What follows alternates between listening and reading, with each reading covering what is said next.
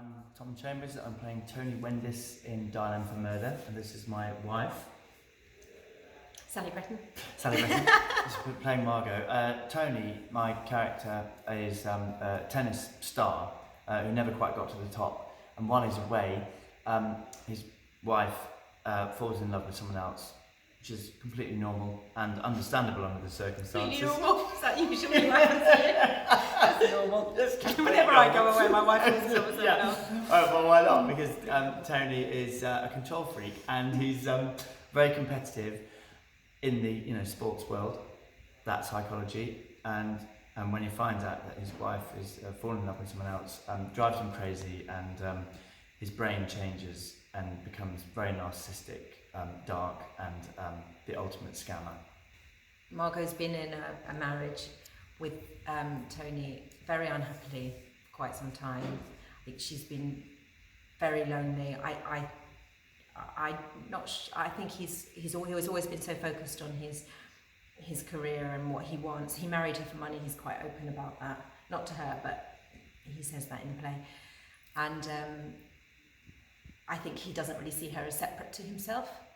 And then she meets somebody who sees her for who she is and talks to her, and she falls in love with him, and it's a completely different experience.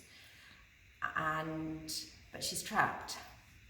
She's trapped, and so she's trying to make the best of a bad job.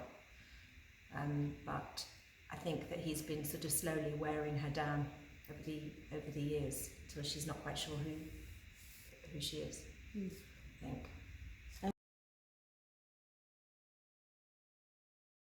The Hitchcock brand is incredible. It influenced the whole world and influenced generations of filmmakers to come. He really was pioneering.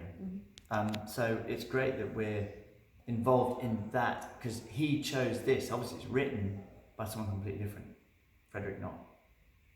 And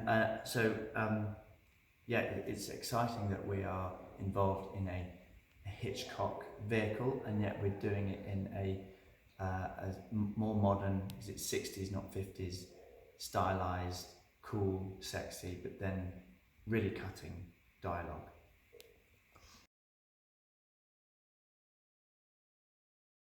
Oh, come and see. Yeah, if you haven't seen it, come and see it first, because they'll be totally different. Yeah, they are different. I mean, it's faithful to it's more or less faithful to the play, isn't it? The Hitchcock version, but there are just the times change with the clipped way of the dialogue, the way it's being talked, where it's being. It's more stylized, I suppose. In Hitchcock, it's more sort of poised. Clipped. This is Terribly. Terrible. Darling. There's less of that. So it should be less stuffy and more. This is real, and yet we're saying it word for word. Very clever director.